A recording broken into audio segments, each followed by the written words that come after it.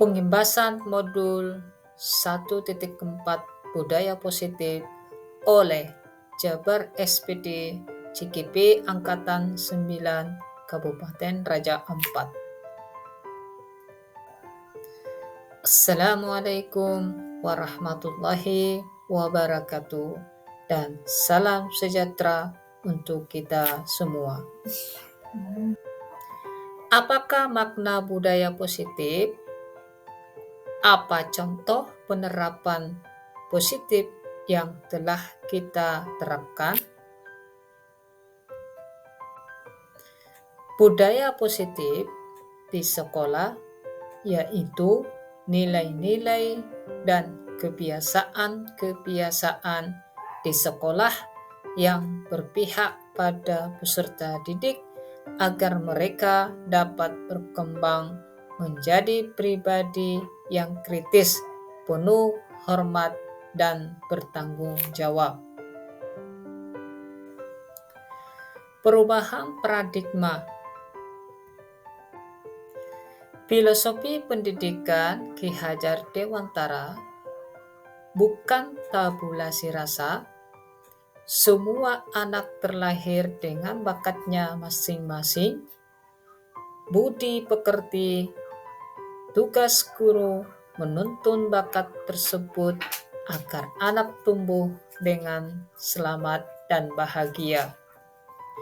Guru ibarat petani, anak ibarat biji jagung. Kodrat alam dan kodrat zaman berpihak kepada murid. Perubahan paradigma.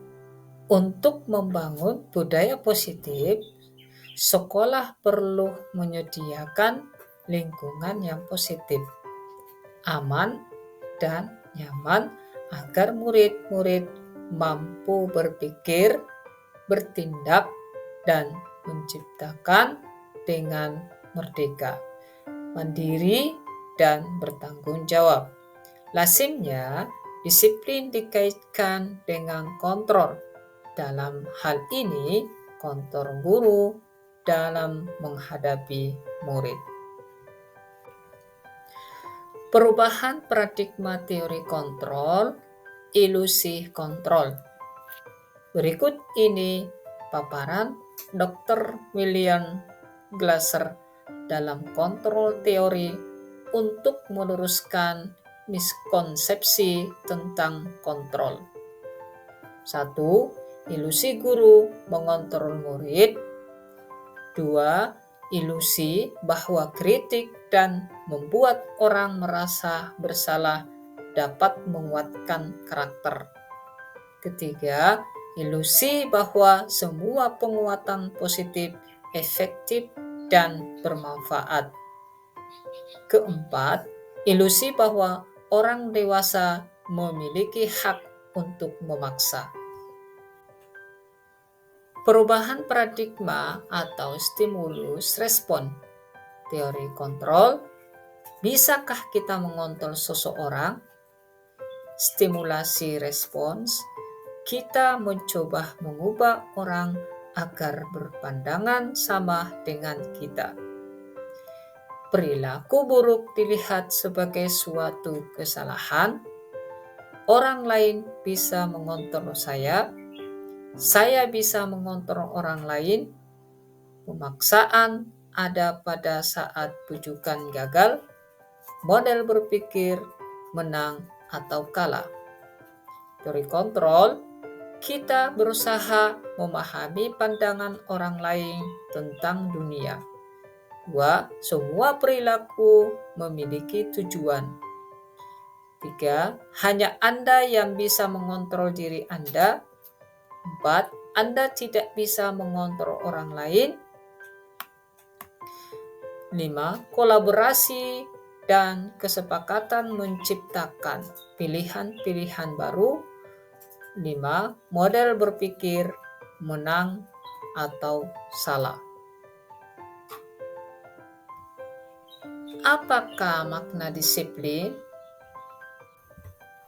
Kata disiplin sering dikaitkan dengan tata tertib, teratur, dan kepatuhan pada peraturan. Kata disiplin juga sering dihubungkan dengan hukuman. Padahal itu sungguh berbeda karena belajar dengan disiplin tidak harus dengan memberikan hukuman. Justru itu adalah salah satu alternatif yang terakhir dan kalau perlu tidak digunakan sama sekali. Ki Hajar Dewantara menyatakan bahwa untuk mencapai kemerdekaan atau dalam konteks pendidikan kita saat ini dan untuk menciptakan murid yang merdeka, syarat utamanya adalah harus ada disiplin yang kuat. Disiplin yang dimaksud di sini adalah disiplin diri yang memiliki motivasi internal. Jika kita tidak memiliki motivasi internal, maka kita memerlukan pihak lain untuk mendisiplinkan kita. Teori motivasi perilaku manusia ada 3. Yang pertama, motivasi eksternal. Untuk menghindari ketidaknyamanan hukuman, apa yang akan terjadi apabila saya tidak melakukannya? Yang kedua, motivasi eksternal. Untuk mendapatkan imbalan dari orang lain atau institusi, apa yang akan saya dapatkan apabila saya melakukannya? Yang ketiga, motivasi internal, tujuan disiplin positif, yaitu untuk menghargai diri sendiri menjadi insan sesuai harapan. Budaya positif, lingkungan positif, keyakinan kelas, peraturan kelas. Keyakinan kelas, hukuman, dan penghargaan. Mengapa tidak peraturan saja? Mengapa harus keyakinan kelas? Mengapa kita memiliki peraturan harus menggunakan helm bila mengendarai kendaraan roda 2? Mengapa kita memiliki peraturan 3M, menggunakan masker, mencuci tangan, dan menjaga jarak 1,5 meter? Mengapa kita memilih peraturan harus datang tepat waktu pada saat mengikuti pelatihan? Untuk mendukung motivasi intrinsik, kembali ke nilai-nilai atau keyakinan-keyakinan lebih menggerakkan seseorang dibandingkan mengikuti serangkaian peraturan-peraturan yang ada. Keyakinan kelas. Keyakinan kelas adalah nilai-nilai kebajikan atau prinsip-prinsip universal yang disepakati bersama secara universal, lepas dari latar belakang, suku, negara, bahasa, maupun agama. Menurut Gesen, suatu keyakinan akan lebih memotivasi seseorang dari dalam intrinsik seseorang akan lebih bersemangat untuk menjalankan keyakinan daripada hanya sekedar mengikuti serangkaian peraturan-peraturan yang ada. Pembentukan keyakinan kelas. Keyakinan kelas bersifat abstrak daripada peraturan yang lebih rinci dan konkret. Keyakinan kelas berupa pernyataan-pernyataan universal. Pernyataan-pernyataan keyakinan kelas senantiasa dibuat dalam bentuk positif. Keyakinan kelas hendaknya tidak terlalu banyak sehingga mudah diingat dan dipahami.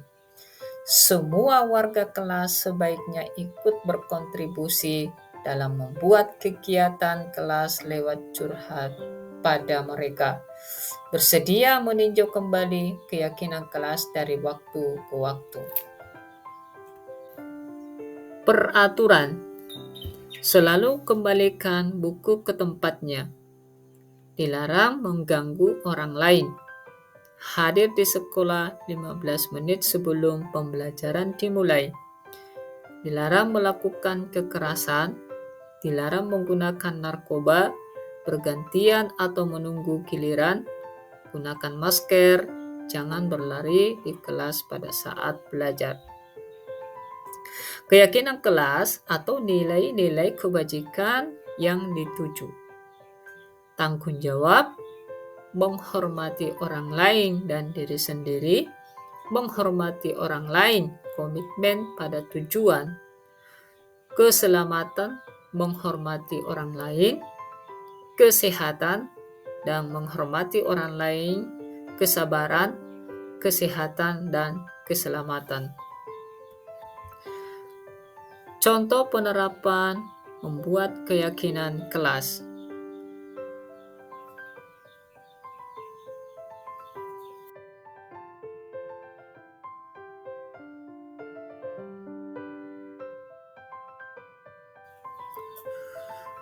Dihukum oleh penghargaan, pengaruh jangka pendek dan jangka panjang, penghargaan menghukum, penghargaan mengurangi, penghargaan tidak efektif. Tindakan guru, mencatat 100 kali di dalam buku kalimat, saya tidak akan terlambat lagi karena terlambat ke sekolah. Lari mengelilingi lapangan basket 2 kali karena terlambat hadir di sekolah. Murid diminta untuk push up 15 kali karena tidak menggunakan masker ke sekolah. Menggantikan kertas tugas yang telah dicoret-coret. Membersihkan tumpahan air di meja tulis karena tersenggol pada saat belajar. Meminta murid untuk tidak mengenakan sepatu seharian di sekolah karena tidak mengenakan sepatu hitam. Lari mengelilingi lapangan basket 2 kali karena terlambat 10 menit untuk pelajaran PJOK. Tindakan guru, mencatat 100 kali di dalam buku kalimat saya tidak akan terlambat lagi karena terlambat sekolah, yaitu berupa hukuman. Lari mengelilingi lapangan basket 2 kali karena terlambat hadir di sekolah, yaitu hukuman. Murid diminta untuk push up 15 kali karena tidak menggunakan masker ke sekolah, yaitu hukuman. Menggantikan kertas tugas teman yang telah dicoret-coreti itu konsekuensi. Membersihkan tumpahan air di meja tulis karena tersenggol pada saat belajar, konsekuensi. Murid disuruh untuk mengenakan sepatu seharian di sekolah karena tidak mengenakan sepatu hitam, hukuman. Lari mengelilingi lapangan basket 2 kali karena terlambat 10 menit untuk pelajaran PJOK, yaitu konsekuensi. Perbedaan hukuman dan konsekuensi. Hukuman, suatu yang menyakitkan harus terjadi, membuat anak sakit fisik maupun hati untuk jangka waktu yang lama. Anak membenci disiplin, paksaan, mendorong anak menyakiti diri sendiri, konsep diri yang buruk. Anak belajar untuk menyembunyikan kesalahan, marah, rasa bersalah, dan dipermalukan, merasa tak dihargai. Sementara konsekuensi, suatu harus yang terjadi, membuat anak merasa tidak nyaman dalam jangka waktu pendek. Anak menghargai disiplin, stimulus tanggapan, mendorong anak agar mudah menyesuaikan. Konsep diri yang baik, anak belajar untuk mematuhi peraturan, kehilangan hak dibuat tidak nyaman, diasingkan untuk sementara. Kebutuhan dasar manusia, cinta kasih sayang, penguasaan, kesenangan, dan kebebasan. Ibu Ani, guru kelas 5 di SD Pelita Hati, sedang bingung menghadapi ulah salah satu murid di kelasnya. Agus, beberapa anak telah datang dan mengeluhkan Agus yang seringkali meminta bekal makan siang mereka dengan paksa. Jika Anda menghadapi situasi yang seperti Ibu Ani, apa yang akan Anda lakukan? Menurut Anda, kira-kira apa alasan Agus melakukan hal itu? Dalam konteks penerapan disiplin positif, Ibu Ani sebaiknya mencari tahu alasan agar melakukan tindakan tersebut, agar mengetahui kebutuhan mana yang sedang berusaha dipenuhi Agus. Apabila jawaban Agus karena ia lapar dan orang tuanya tidak membawakannya bekal, maka makan siang, kebutuhan adalah bertahan hidup. Apabila jawaban Agus karena ia senang temannya jadi memperhatikan dia, maka kebutuhannya adalah cinta dan kasih sayang, kebutuhan untuk diterima. Apabila jawaban Agus adalah dia merasa hebat karena temannya jadi takut dan menentang keinginannya, kebutuhannya adalah penguasaan, pengakuan atas kemampuan. Apabila jawaban Agus karena dia merasa bosan dengan bekal yang dibawakan ibunya, selalu membawakan bekal yang sama, kebutuhan adalah kebebasan, kebutuhan akan pilihan. Apabila jawaban Agus adalah karena iseng saja dan dia menikmati ekspresi wajah temannya yang kesal karena diambil makanannya, kebutuhan adalah kesenangan. Posisi kontrol. Identitas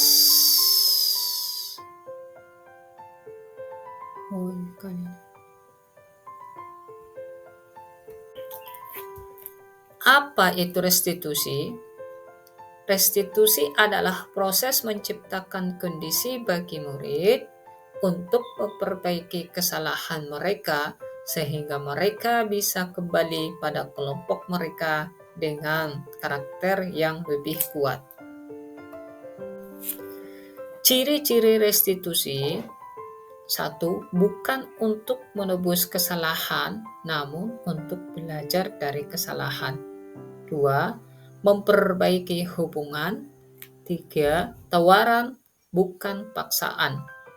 4. Restitusi menuntun untuk melihat ke dalam diri. 5. Restitusi mencari kebutuhan dasar yang mendasari tindakan. 6. Restitusi diri adalah cara yang paling baik untuk memperbaiki diri. 7. Restitusi fokus pada karakter bukan tindakan. 8. Restitusi fokus pada solusi. 9. Restitusi mengembalikan murid yang berbuat salah pada kelompoknya. Segitiga restitusi. Kamu tentu punya alasan mengapa kamu melakukan itu. Adakah cara yang lebih efektif untuk mendapatkan apa yang kamu butuhkan?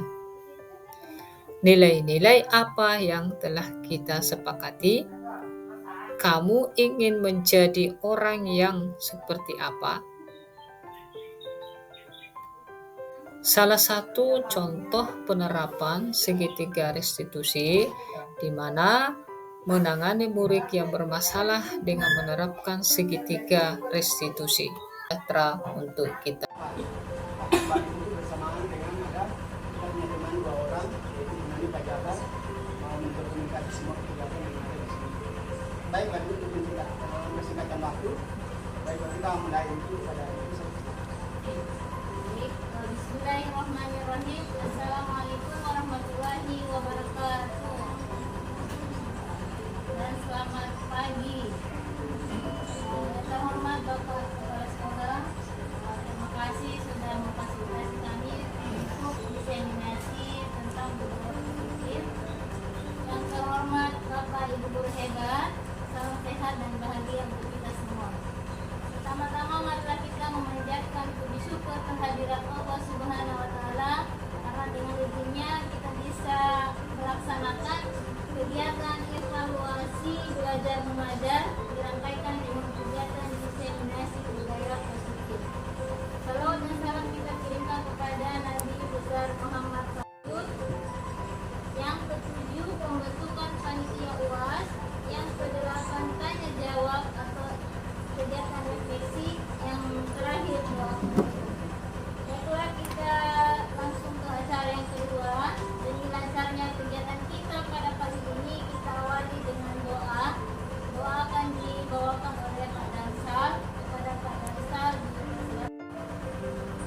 kalau ada yang petugas sorga di pagi ini kembali lagi untuk dalam program ini untuk melaksanakan tugas kami selama sebelum kami melangkah tugas kami yang akan kami lakukan di hari ini berkati kami semua berarti kami untuk meminta uang dengan pada hari ini kami boleh memang saja bersama kami semua menjadi berkat dalam semua kami bahkan menjadi berkat bagi orang lain. Berarti tugas kami pejabat dan kami semua yang akan mengikuti kegiatan hari ini dalam tugas tanggung jawab kami pertaruhkan yang kami semua kita bersama-sama hadir dalam pertemuan kegiatan salah satunya adalah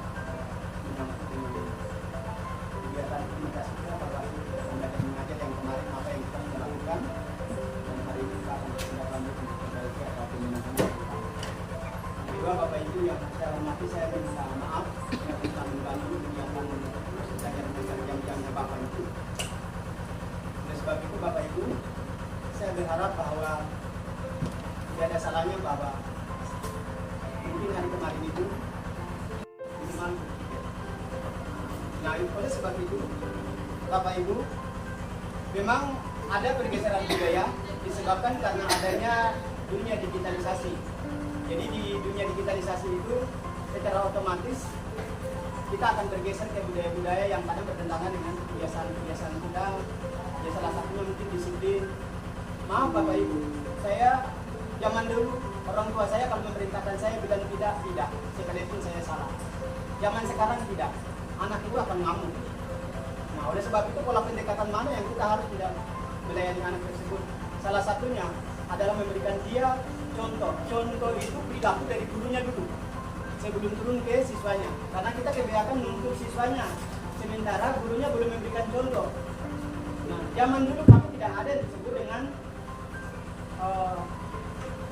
yang disebut dengan aturan kelas atau disebut dengan zaman sekarang harus dibuat. Kalau tidak ya contoh saja, nanti kita lihat di evaluasi nanti. Yang keputusan yang sudah diambil dalam rapat dia mengalami satu perubahan yang tidak ada dalam keputusan rapat itu yang menduga saya. Kok begini? Padahal kita sudah habiskan waktu untuk membicarakan untuk menghasilkan keputusan. Ternyata pelaksanaannya berbeda keputusan itu. Dan itu sebagian saya sudah cerita ke beberapa guru. Saya kok tidak mengenal dengan teman-teman guru sebagian mereka lupa. Mungkin karena rapatnya udah lama, pelaksanaannya udah lama, itu mengalami peluruhan informasi itu. Nah itu sehingga menyebabkan ya itu udah budaya. Nah oleh sebab itu mari Bapak Ibu kita mungkin mengawali budaya untuk penerapannya itu di sekolah. Karena kurang lebih itu sampai 8 jam bersama kita. Itu dunia mereka adalah belajar. Maka fokus mereka adalah belajar. Di rumah itu tidak ada selalu belajar. Ada mereka bantu orang tua, bercari uang segala macam. Maka kita fokuskan untuk selama 7-8 jam itu untuk mereka belajar. Oleh sebab itu, Bapak Ibu saya berharap mudah-mudahan dalam pembukaan ini, saya berharap Bapak Ibu evaluasi. Mungkin itu aja dari saya buat pembukaan ini, menanti dengan evaluasi kegiatan kita kemarin apa saja yang harus kita benahi. Maka nanti kita ada waktunya untuk kita bicarakan itu. Demikian, Assalamualaikum warahmatullahi wabarakatuh dan selamat siang.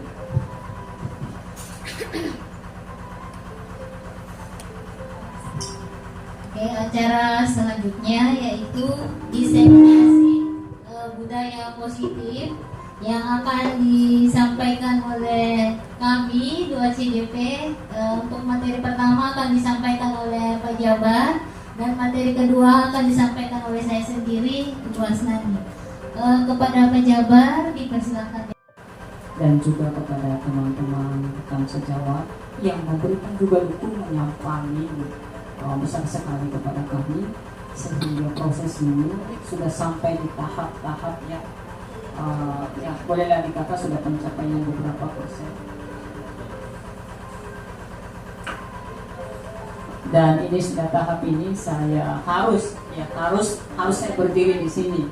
Jadi ini saya malu-malu berdiri di depan sini, tapi karena adalah tuntutan dan memang harus diterapkan, harus disampaikan lewat seperti ini, maka kemampuan dalam mewujudkan budaya positif di sekolah. Maksudnya bagaimana? Tanamkan di dalam diri seseorang, biasanya guru harus cepat datang. Kemudian siswanya kan terlambat. Ini kan seperti itu. Lalu kemudian kita sebagai seorang guru cepat datang, kemudian kita jemput anak kita, siswa kita. Lalu kita jemput, kita salami, seakan-akan anak itu dihargai penuh.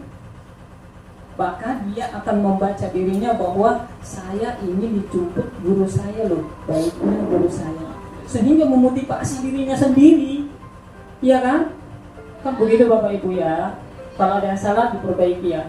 Keluarkan kalimat yang seperti itu, maka dia tidak mau pergi.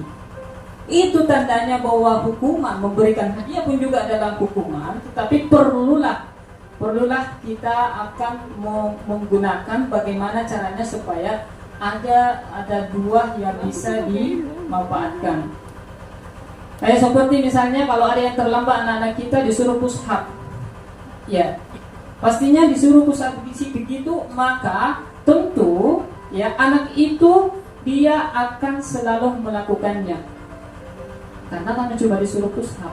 Jadi di sini kalau penghukum ceritanya adalah tidak memberikan penyelesaian yang tepat kepada anak itu sendiri. Nah, bagaimana caranya untuk kita bisa memberikan penyelesaian terhadap anak itu sendiri? Mari kita menggunakan, ada 3 yang perlu kita gunakan. Yang pertama adalah penghukum, kemudian yang kedua adalah Anda. Nah, kalau saya mau tanya sama Bapak Ibu ya, kalau misalnya ada sesuatu yang disimpan di dalam hati, kemudian ada orang yang sengaja untuk membongkarnya, walaupun itu adalah mengacak dan lain sebagainya, memberikan hadiah lain sebagainya, Bapak Ibu itu bertahankah tidak pada posisi seperti itu? Jika ada sesuatu yang disimpan yang sangat rahasia. Oke, perubahan paradigma belajar. Perubahan paradigma teori kontrol, ilusi kontrol. Yang pertama adalah guru sebagai pengontrol dirubah, guru sebagai fasilitator. 2, semua penguatan positif dan bermanfaat dirubah pembiasaan.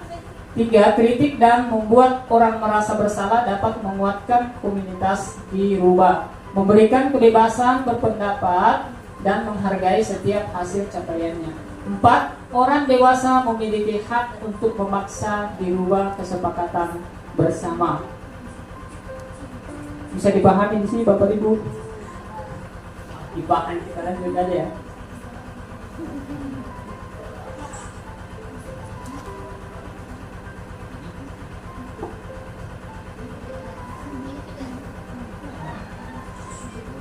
Oke, di sini kita lanjut disiplin positif. Disiplin positif merupakan suatu cara menerapkan disiplin yang mengajarkan anak bertanggung jawab dan menumbuhkan kesadaran berdasarkan nilai-nilai kebajikan.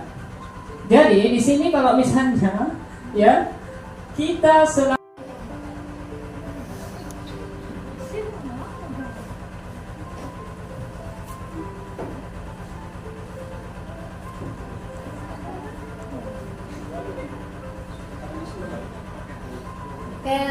Assalamualaikum warahmatullahi wabarakatuh.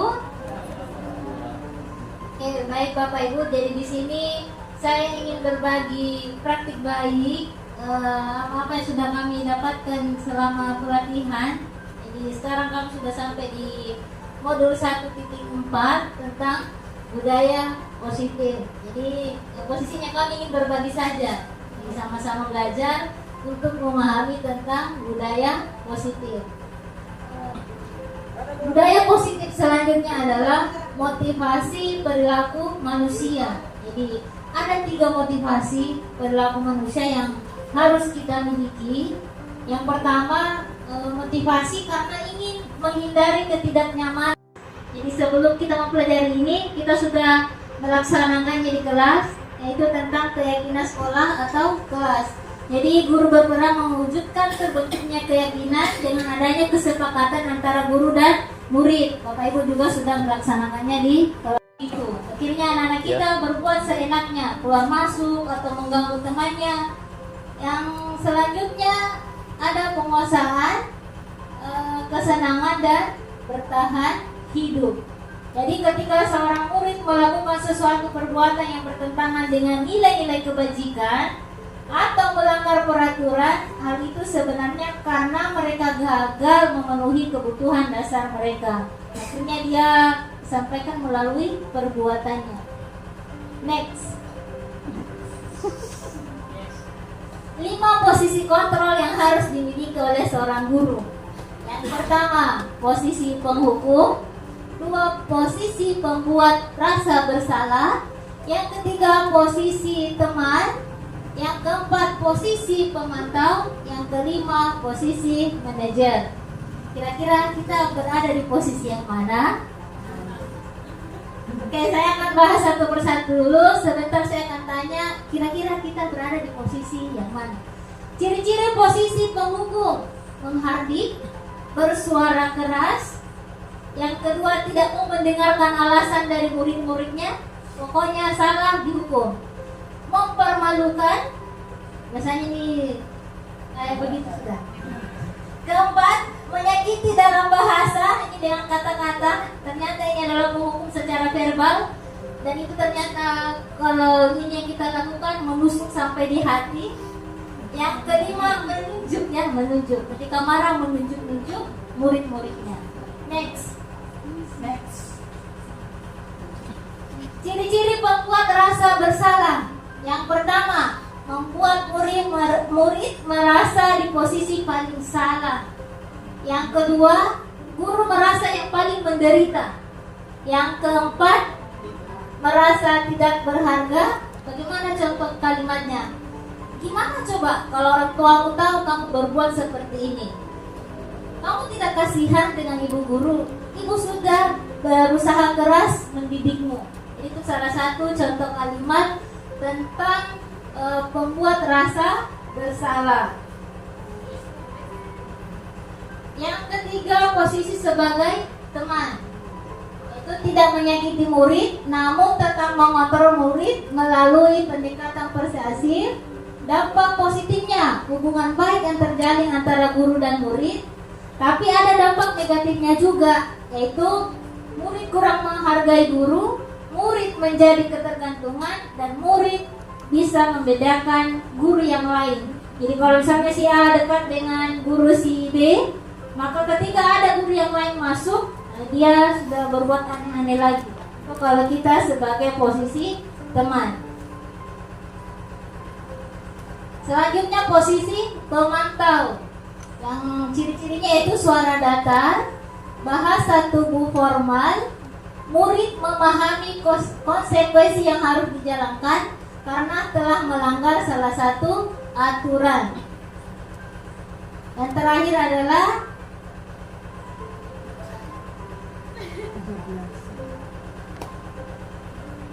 posisi yang diinginkan adalah sebagai manajer. Kenapa? Penghukum itu kalau jangka panjangnya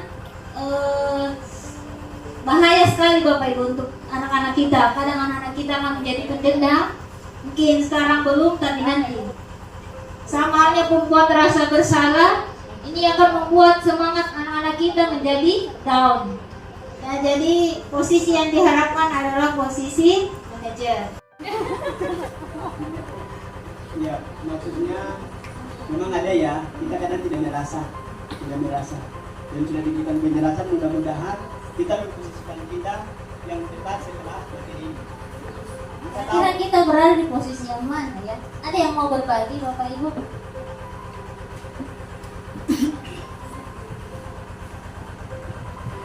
Baik, terima kasih. Kalau menurut saya dari kelima posisi itu seringkali kita lakukan, ya. Posisi penghukum, saya rasa semua guru melakukan itu. Posisi pembuat rasa bersalah, kita lakukan itu juga.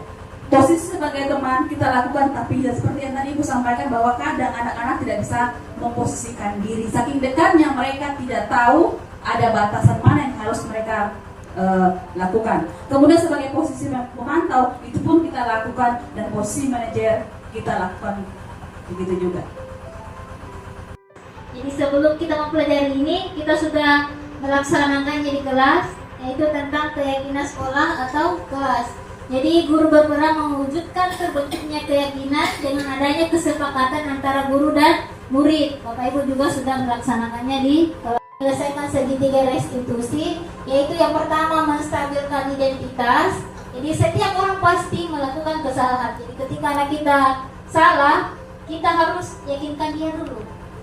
Ditanyakan, nah setiap orang pasti melakukan kesalahan.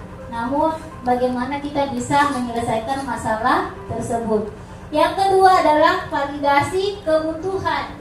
Kita tanyakan ke anak-anak kita, kamu pasti punya alasan kenapa sering terlambat. Kamu pasti punya alasan kenapa tidak kerjakan PR. Yang terakhir adalah menanyakan keyakinan. Jadi menanyakan keyakinan di sini, kan kita sudah buat keyakinan di kelas. Tanyakan ke anak-anak kita, kira-kira kamu melanggar keyakinan apa? Supaya apa? Anak-anak punya solusi sendiri untuk menyelesaikan masalah yang dihadapi. Jadi seperti itu Bapak Ibu. Jadi ada segitiga restitusi ini yang harus kita terapkan di kelas. Selanjutnya yang terakhir, ini adalah penerapan aksi nyata. Jadi ada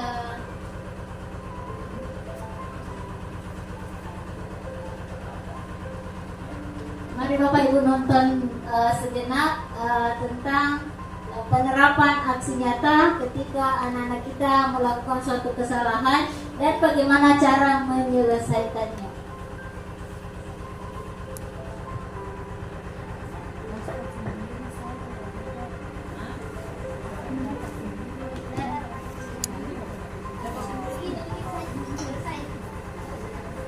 Oke Bapak Ibu, budaya positif di sekolah kita, karena ini semata-mata buat kami selalu diingatkan untuk 3 kata. Untuk siapa? Saya. Assalamualaikum warahmatullahi wabarakatuh.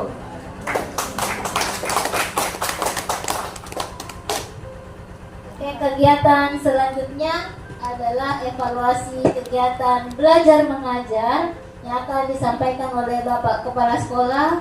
Kepada Bapak dipersilahkan dengan hormat. Oke, makasih banyak Ibu. Kemudian Pak Jabat juga makasih. Artinya ada ini untuk bisa kita melakukan satu perubahan. Ya memang semuanya untuk murid. Kita hari ini juga untuk murid. Saya pikir seperti itu kan. Sudah.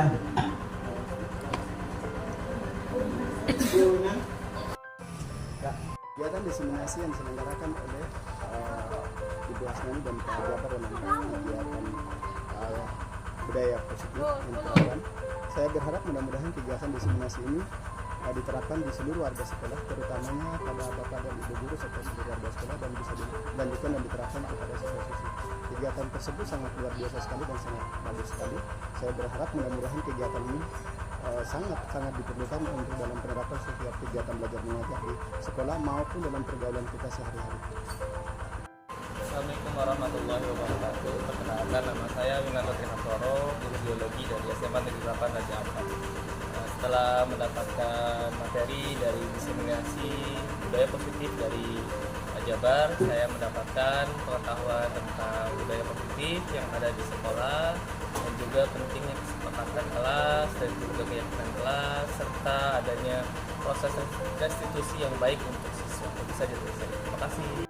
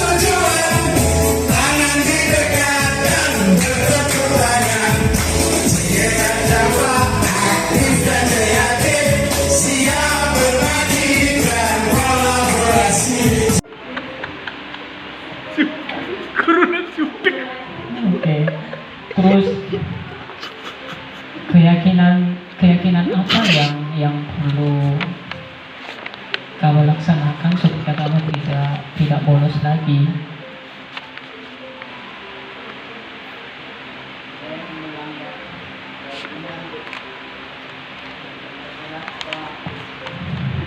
Ya, wajar sebagai manusia biasa tentunya kita semua mau bekerja untuk memenuhi kebutuhan. Bapak guru juga kalau misalnya seperti itu ya mungkin saya akan melaksanakan itu. Lalu kita kan sudah mensepakati keyakinan kelas. Apakah keyakinan kelas itu bisa kamu laksanakan? Rahayu, tadi Bapak dapat laporan dari kedua kelasmu, katanya kamu lagi bertengkar dengan Stanley. Iya Pak, habis saya jengkel sekali. Kenapa jengkel? Stanley selalu mengganggu saya pada saat belajar. Setiap kali belajar, Stanley selalu mengganggu saya. Oh begitu ya. Wajarlah kamu jengkel dan marah. Jika Bapak juga posisi kamu, Bapak pasti melakukan hal yang sama. Iya Pak. Lalu apa yang kamu lakukan terhadap Stanley, Rahayu? Saya marah-marah Pak. Saya sangat emosi sekali, tanpa sadar saya banting meja. Kamu lakukan pasti ada alasannya. Iya Pak, masa saya diam saja, saya sudah siap belajar tapi Stanley selalu mengganggu saya. Wajarlah kamu marah karena kamu nggak rela diganggu pada saat kamu serius belajar. Bapak menghargai tindakan kamu karena tidak berbuat buruk, misalnya memukul. Iya Pak. Sekarang coba kita pikirkan bersama, tindakan kamu yang marah-marah terhadap Stanley, apakah itu sesuai keyakinan kelas kita bersama? Cut. Ayu, tadi saya dapat laporan dari guru tiket hari ini, katanya kamu sering bolos. Iya. Menurut ingatan kamu, sudah berapa kali kamu bolos? Sudah berapa kali Pak? Menurut Ayu, sering bolos itu merupakan kesalahan atau bukan? Iya Pak. Baik Ayu, berbuat kesalahan itu manusia biasa. Setiap orang pasti pernah melakukan kesalahan, dan yang paling baik kita lakukan belajar dari kesalahan tersebut. Iya Pak. Kita sama-sama mencari solusinya ya. Iya Pak. Kamu sering melakukan bolos pasti punya alasan. Mengapa kamu sering bolos? Saya sering bolos karena saya main game bersama teman di luar sekolah. Kamu sudah tahu keyakinan kelas yang kita sepakati bersama yuk. Iya Pak. Kamu yakin kelas apa saja kamu sudah sering langgar? Disiplin. Cut.